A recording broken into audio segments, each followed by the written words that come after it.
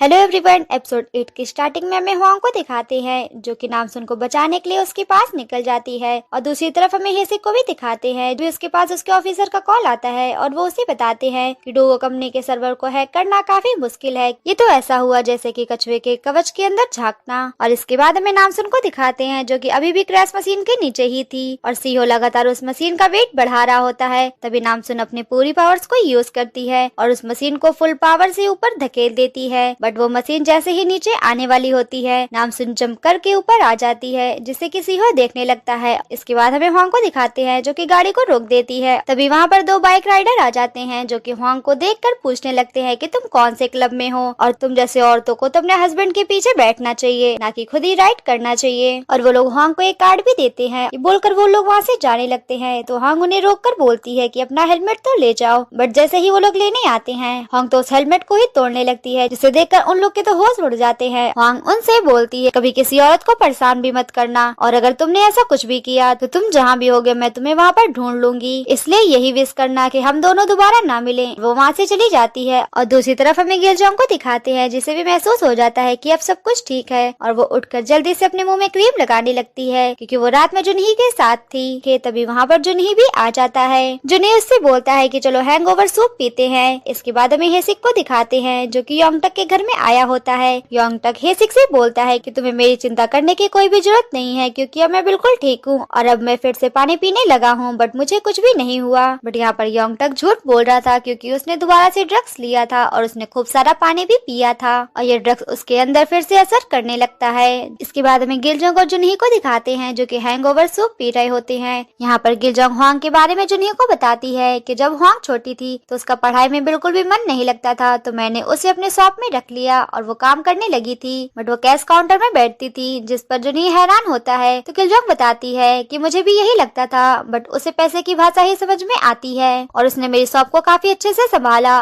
But जब वो बड़ी हो गई तो मैंने उसे 100 मिलियन वॉन दिए। हुआंग ने उससे बोला था कि जो आप ऐसे 100 मिलियन वॉन मुझे दे रही हैं, मैंने 3 साल बाद आपको 3 बिलियन करके दूंगी, और उसने सच में मुझे 3 बिलियन वॉन करके दिया था जो कि काबिले तारीफ है। हुआंग हमेशा जो भी काम करती है उसमें हमेशा सक्सेसफुल रहती है। और इसके बाद हमें नामसुन को दिखाते हैं जो कि सीहो के साथ होती है और उससे बोलती है कि अब मैं दोबारा टेस्ट नहीं दूंगी क्योंकि मुझे ये सब बिल्कुल भी पसंद नहीं आया, जिस पर सीहो बोलता है कि हाँ मैं तुम्हें जुबान देता हूँ कि अब तुमसे दोबारा टेस्ट नहीं लिया जाएगा। इसके बाद सीहो नामसुन से पूछता है कि तुम इतनी ज्यादा स्ट्रॉन्ग कैसे हो, क्या तुम कुछ स्पेशल खाती हो या फिर कोई मेडिसिन लेती हो। तभी नामसुन याद करती है कि हुआंग ने उसे बताया था कि तुम्हें अपने पावर्स के बारे में किसी को भी नहीं बताना है, कि ये पावर्स उसकी फैमिली में दर पीढ़ी से चल रही हैं। तो नामसुन सीहो से बोलती है कि आपको ये धीरे धीरे भी पता चल जाएगा। तो सीहो बोलता है कि ठीक है, मुझे भी कोई जल्दी नहीं है। नामसुन उससे बोलती है कि मुझे वेयर हाउस में कुछ काम है और वो वहाँ से चली जाती है। इसके बाद वो एक कोने में बैठी थी और वो हेसिक को कॉल करती है। तभी हेसिक भी कॉल रिसीव कर लेता है और उस पर गुस्सा करने लगता है कि मैं तुम्हें इतनी सारी कॉल्स कर रहा था, तुम कहाँ थी। तो नामसुन उसे बताती है कि सीहो ने मेरा टेस्ट लिया और मैं उसमें पास भी हो गई। हेसिक पूछता है कि कैसा टेस्ट, कि उसने मुझे क्रैश मशीन के नीचे रखा था बट मैं फुल मार्क्स से पास हो गई, बट उसकी मशीन ही टूट गई। जिस पर हेसिक तो भड़क जाता है कि क्या वो पागल है, उसने तुम्हें क्रैश मशीन के नीचे रख दिया। हेसिक उसके बाद कुछ बोलने ही वाला होता है तभी नामसुन के पास उसके सुपरवाइजर का कॉल आता है और नामसुन हेसिक की कॉल को होल्ड करके सुपरवाइजर की कॉल उठा लेती है। यहाँ पर सुपरवाइजर को दिखाते हैं जिसने की नामसुन की सलाह को मान भी लिया था और उसने 100 कच्चे अंडों को खा लिया था, जिसकी वजह से उसकी तो हालत खराब हो गई थी। वो नामसुन से बोलता है जिसको तुमने उस दिन बचाया था वो अब मर चुका है, इसलिए तुम्हें मेरी जगह पुलिस स्टेशन जाना होगा। नामसुन को भी यहाँ पर सुपरवाइजर के लिए काफी बुरा लगता है और सुपरवाइजर नामसुन को उस लड़के की सारी डिटेल्स भेज देता है। इसके बाद हमें नामसुन को पुलिस स्टेशन में दिखाते हैं जहाँ पर पुलिस वाले नामसुन को बताते हैं कि वो लड़का 16-16 घंटे काम करता था और ज्यादा काम करने की वजह से उसकी मौत हो गई। और उस लड़के का एक छोटा भाई भी है जो कि इस समय अपनी आंटी के साथ है, बट उन लोगों ने उस लड़के का फ्यूनरल करने के लिए मना कर दिया है, इसलिए हमें उस लड़के को लावारिस घोषित करना होगा। तो नामसुन उससे उस लड़के की आंटी का एड्रेस ले लेती है। इसके बाद हमें सीहो को दिखाते हैं जिसके पास नामसुन का मैसेज आया था कि डोगो कंपनी में एक वर्कर की मौत हो गई है, इसकी वजह से मैं उनकी फैमिली के पास जा रही हूँ, इस वजह से मैं कल काम पर आऊंगी। तभी उसके पास उसका असिस्टेंट आता है जिस पर सीहो पूछता है कि क्या कंपनी में कोई वर्कर मरा है, जिस पर असिस्टेंट बताता है कि हाँ, बट वो पार्ट टाइमर था जो कि सिर्फ 2 महीने से काम कर रहा था, की वजह से मैंने आपको नहीं बताया। यहाँ पर सीहो तो बहुत ज्यादा गुस्सा हो जाता है और वो सारा सामान फेंक देता है और अपने असिस्टेंट से बोलता है कि तुम्हें मुझे बताना चाहिए था, अगर इसकी वजह से डोगो कंपनी में इन्वेस्टिगेशन होने लगी तो बताओ मैं क्या करूंगा और रिपोर्टर्स को कैसे हैंडल करूंगा। जिस पर उसका असिस्टेंट बोलता है कि मैंने रिपोर्टर से बोल दिया है, उन्होंने जुबान दी है कि वो लोग डोगो कंपनी के बारे में कुछ भी नहीं छापेंगे। यहाँ पर बस सीहो को लग रहा था कि कहीं इसकी वजह से उसकी कंपनी को इन्वेस्टिगेट ना किया जाए। इसके बाद नामसुन उस लड़की की आंटी के घर में आ गई थी। यहाँ पर उसे उसका छोटा भाई भी मिलता है और वो उसे बताती है कि मैं तुम्हारे भाई की दोस्त हूँ और उसे कुछ पैसे भी देती है ताकि वो लोग उसका फ्यूनरल कर सके। यहाँ पर नामसुन उसे बताती है कि जब मैं छोटी थी तो वो भी अपने पेरेंट्स से खो गई थी, बट वो जिन लोग के साथ रही थी वो लोग बहुत अच्छे थे, जिसकी वजह से वो आज काबिल बन पाई है और वो उन लोग का एहसान चुकाना चाहती है। यहाँ पर वो छोटा लड़का काफी रोने लगता है तो नामसुन बोलती है कि तुम रो मत और उसे अपना नंबर देती है। उससे बोलती है कि तुम्हें जब भी मेरी जरूरत पड़े तुम मुझे कॉल कर सकते हो।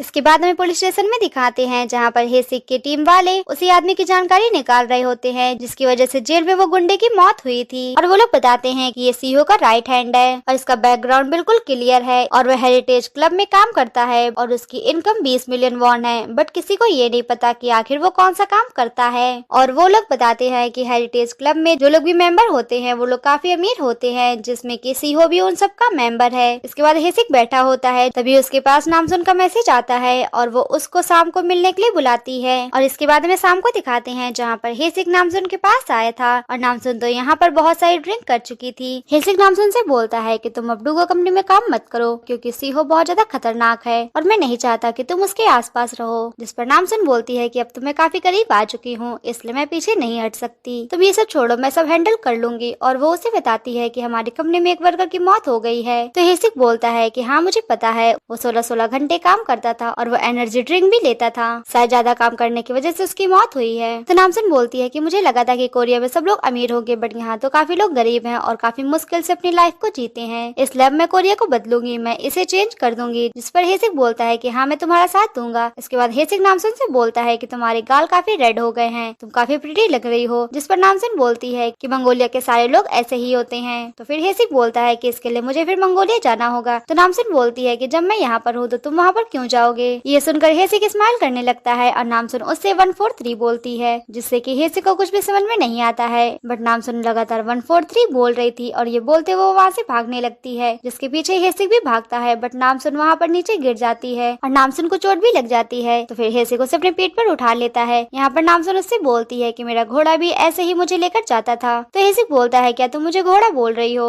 और इसके बाद में होंग को दिखाते हैं जो कि अपने दोस्तों के साथ बाहर घूमने आई थी। यहाँ पर उसकी फ्रेंड्स बताती हैं कि हमने ब्रेड सॉन्ग के पास अपने पैसे को इन्वेस्ट किया था जो कि उसने डबल करके दिए हैं। तो होंग बोलती है कहीं वो फ्रॉडियर तो नहीं है, जिस पर वो लोग बोलती हैं कि नहीं वो फ्रॉडियर नहीं है। इसके बाद होंग बैठी थी जहाँ पर उसको ओपल इंडिया वाले आदमी का मैसेज आता है और वो उसे बताते हैं कि हम ब्रेड सॉन्ग की कोई भी इन्फॉर्मेशन को नहीं निकाल पाए हैं, कि आप हमें उसकी कोई फोटो भेज सकती हैं। तो फिर होंग ब्रेड सॉन्ग के असिस्टेंट को मैसेज करती है और उससे ब्रेड सॉन्ग की फोटो मांगती है, बट उसे तो लगता है कि खाने वाले ब्रेड की फोटो, और वो उसे खाने वाले ब्रेड की ही फोटो भेज देता है। जिस पर होंग उससे बोलती है कि नहीं मुझे तुम्हारे बॉस की फोटो चाहिए। तो फिर इसके बाद उसका असिस्टेंट अपने बॉस के पास पहुंच जाता है और किसी तरीके उसकी फोटो ले लेता है और वो होंग को भी भेज देता है। और फिर इसके बाद दूसरे दिन हमें नामसुन को दिखाते हैं जो कि सीहो के ऑफिस जाने के लिए रेडी हो रही होती है। यहाँ पर वो एक वॉच को देखती है जो कि उसको हेसिक ने दिया है, क्योंकि उस वॉच में कैमरा और जीपीएस फिट है ताकि नामसुन उस वॉच से सब कुछ रिकॉर्ड कर सके और जिससे हेसिक भी सब कुछ देख सके।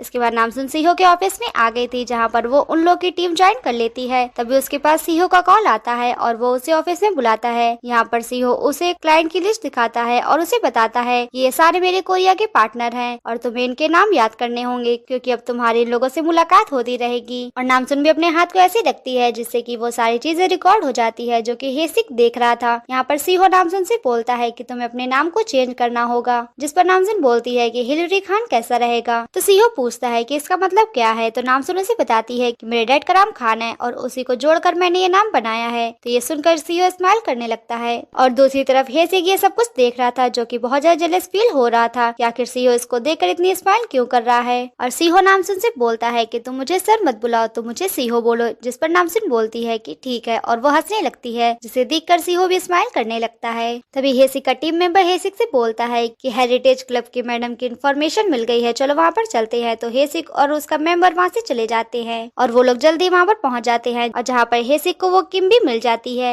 जिसको कि ये लोग ढूंढ रहे हैं। और इसके बाद में सीहो और नामसुन को दिखाते हैं जो कि कार में होते हैं। यहाँ पर नामसुन उस लिस्ट को काफी जोर जोर से पढ़ रही थी ताकि हेसिक को भी उसके सारे नाम पता चल सके। नामसुन सीहो को भी अपने साथ गाना गाने के लिए बोलती है और वो सच में गाने भी लगता है। और नामसुन और सीहो स्माइल कर रहे थे, जिन्हें कि उसका असिस्टेंट भी देख रहा था, जो कि काफी ज्यादा हैरान था। इसके बाद में हेसिक को दिखाते हैं, जो कि हेरिटेज क्लब के बाहर होता है। तभी उसे पता चलता है कि सीहो नामसुन को वहीं पर लेकर आया है। यहाँ पर सीहो नामसुन को किम से इंट्रोड्यूस कराता है और उसे बताता है कि ये हिलरी खान है और अब से ये वही काम संभालेगी जो कि अभी तक तुम संभाल रही थी, जिससे कि उस लेडी किम को बिल्कुल भी अच्छा नहीं लगता है और वो सीहो से अकेले में बात करने के लिए जाती है। वो उससे बोलती है कि तुम मेरा काम किसी और को कैसे दे सकते हो। तो सीहो बोलता है कि हाँ, मैंने उसे टेस्ट किया, वो बहुत ज्यादा पावरफुल है और उसकी पावर किसी ड्रग्स या मेडिसिन से नहीं आई है, वो शायद बचपन से ही पावरफुल है और मुझे लगता है कि उसे सिर्फ मेरे लिए ही भेजा गया है। तो किम बोलती है इसके पहले मैं उसका टेस्ट लूंगी। और हमें नामसुन को दिखाते हैं, जो कि रूम में बैठी होती है और वहाँ की वीडियो बना रही होती। तभी वहाँ पर किम आ जाती है और वो नामसुन को ड्रिंक ऑफर करती है, तो नामसुन उसे पी भी लेती है। तभी नामसुन की गले में दर्द होने लगता है और वो वहीं पर बेहोश हो जाती है, जिसे देखकर किम हंसने लगती है और उससे बोलती है कि क्या तुम सीहो का काम संभालोगी? अगर तुम्हें कोई भी ड्रिंक ऑफर करेगा तो क्या तुम उसे सच में पी लोगी? और हेसिक भी दूसरी तरफ यही सब देख रहा था। तो हेसिक कार से निकल के क्लब के अंदर जाने लगता है और दूसरी तरफ हमें नामसुन को दिखाते हैं, जहाँ पर वो किम वहाँ से जाने लगती है। तभी पीछे से नामसुन उठ जाती है और उससे बोलती है कि क्या ये भी मेरा टेस्ट था? तो ये देखकर किम तो बहुत ज्यादा हैरान होती है और नामसुन उसे बताती है कि बचपन में मैं खाना समझकर एक गर्म पत्थर को खा गई थी, जब मैं उसे हजम कर गई तो भला ये ड्रिंक मेरा क्या करेगी? वैसे ये आज तक की काफी हार्ड वाइन थी। इसके बाद नामसुन किम को काफी ड्रिंक पिला देती है, जिससे कि वो वहीं पर बेहोश हो जाती है और नामसुन वहाँ की वीडियो बनाने लगती है। और दूसरी तरफ हमें हेसिक को दिखाते हैं, जो कि नामसुन के पास जा रहा था। तभी उसे वहाँ पर सीहो दिख जाता है और वो अपना फेस हाइड करने लगता है। तभी उसका टीम मेंबर उसे इशारा करके बुलाता है, तो हेसिक अपने टीम मेंबर के पास चला जाता है। बट सीहो ने हेसिक को नोटिस कर लिया था। उसका टीम मेंबर बताता है कि देखो नामसुन बिल्कुल ठीक है। और इसके बाद हमें हुआंग को दिखाते हैं, जिसे भी किम के बारे में पता चल गया था और वो हेसिक को भी बता देती है। तो हेसिक बोलती है कि आप हेरिटेज क्लब के बारे में कैसे जानती हैं? जिस पर हुआंग बोलती है कि मैं भी उसी क्लब की मेंबर हूँ। और इसके बाद हमें नामसुन को दिखाते हैं, जो कि वहीं पर सारी वीडियो बना रही होती है। तभी वहाँ पर सीहो का राइट हैंड आ जाता है, जिसे देखकर नामसुन दिखाने लगती है कि देखो मैं तो डांस कर रही हूँ। और वो डांस करते हुए वहाँ से भाग जाती है। जब वो नीचे जा रही थी तभी उसे बाहर सीहो मिल जाता है। वो सीहो से बोलती है कि मैडम किम तो टल्ली हो गई है और साथ में मैं भी टल्ली हो गई हूँ, इसलिए मैं घर जाना चाहती हूँ। तो सीहो बोलता है कि तुम अपने आप ही डिसाइड कर लेती हो, ठीक है तुम घर जा सकती हो। तो नामसुन वहाँ से भाग जाती है और वो भागकर हेसिक के पास आ जाती है, जहाँ पर हेसिक नामसुन से पूछने लगता है कि तुम ठीक तो हो ना, हम लोग हॉस्पिटल चले क्या? तो नामसुन मना करती है कि नहीं मैं बिल्कुल ठीक हूँ। तो नामसुन बोलती है कि मुझे ये स्पाई वाला काम काफी अच्छा लग रहा है और हेसिक को बताती है कि मुझे लगता है कि इसी क्लब से ड्रग्स की सप्लाई होती है और उन क्लाइंट की इन्फॉर्मेशन लैपटॉप में होगी, जिससे कि मुझे निकालना होगा। तो हेसिक उसे मना करता है कि नहीं ये काफी खतरनाक काम है। तो नामसुन बोलती है कि मैं खतरों की ही तो खिलाड़ी हूँ। वो हेसिक से बोलती है कि तुम मेरी चिंता मत करो, मैं सब कुछ संभाल लूंगी और मेरे पास सेटअप भी है। और इसके बाद हमें हेसिक के सीनियर को दिखाते हैं, जिसने की ड्रग्स लिया था। वो कहीं पर जा रहा होता है, तभी उसके पास सीहो का राइट हैंड आ जाता है। और हमें हुआंग को भी दिखाते हैं, जो कि सीहो की रूस वाली फोटो को देख रही होती है। तभी वो एक चीज नोटिस करती है कि उसकी फोटो में पीछे ब्लड सॉन्ग होता है। और उसके बाद हमें हेसिक और उसके टीम मेंबर को दिखाते हैं, जहाँ पर उसका टीम मेंबर नामसुन के गेटअप को डिस्क्राइब कर रहा होता है कि वो पक्का स्पाई जैसे कपड़े पहनकर जाएगी और लेजर लाइट को जंप करते हुए क्रॉस कर देगी। और हमें नामसुन को भी दिखाते हैं, जो कि सच में स्पाई जैसे कपड़े पहनकर आई थी और वो लेजर लाइट को भी काफी अच्छे से जंप करते हुए क्रॉस कर देती है। हेसिक का टीम मेंबर ये भी बोलता है कि वो कंप्यूटर की लैंग्वेज को भी समझ जाएगी और क्लाइंट की लिस्ट को फटाफट निकाल लेगी। और सच में नामसुन यही कर रही थी कि वो सच में कंप्यूटर लैंग्वेज को समझ गई थी और क्लाइंट की सारी लिस्टों को भी अपने माइंड में सेट कर लेती है। बट फिर इसके बाद हमें रियलिटी में दिखाते हैं, जहाँ पर नामसुन ने तो भूत का गेटअप लेके रखा था और वो ऑफिस में घुस जाती है। वो क्लाइंट की लिस्ट को निकालने की बजाय पूरा कंप्यूटर लेकर ही भागने लगती है। तभी वहाँ पर सीहो का बॉडीगार्ड आ जाता है, जिससे कि नामसुन छुपने लगती है। बट वो नामसुन को देख लेता है, बट उसे पता नहीं चलता है क्योंकि वो भूत बनकर बैठी होती है। और वो नामसुन को भी पकड़ लेता है, बट नामसुन उसे भूत बनकर डरा देती है, बट वो बिल्कुल भी नहीं डरता है। तो फिर नामसुन कंप्यूटर को लेकर खिड़की से जंप कर देती है। और दूसरी तरफ हमें गिलजोंग और जुनही को दिखाते हैं, जहाँ पर जुनही ने गिलजोंग को प्रपोज कर दिया था और गिलजोंग भी हाँ बोल देती है। इसके बाद हमें होंग को दिखाते हैं, जिसके पास उसके डैड का कॉल आता है और वो उसे बताते हैं कि मैं कोरिया वापस आने वाला हूँ, जिसे सुनकर तो होंग काफी हैरान होती है। और यहीं पर इस एपिसोड का एंड होता है। तो मिलते हैं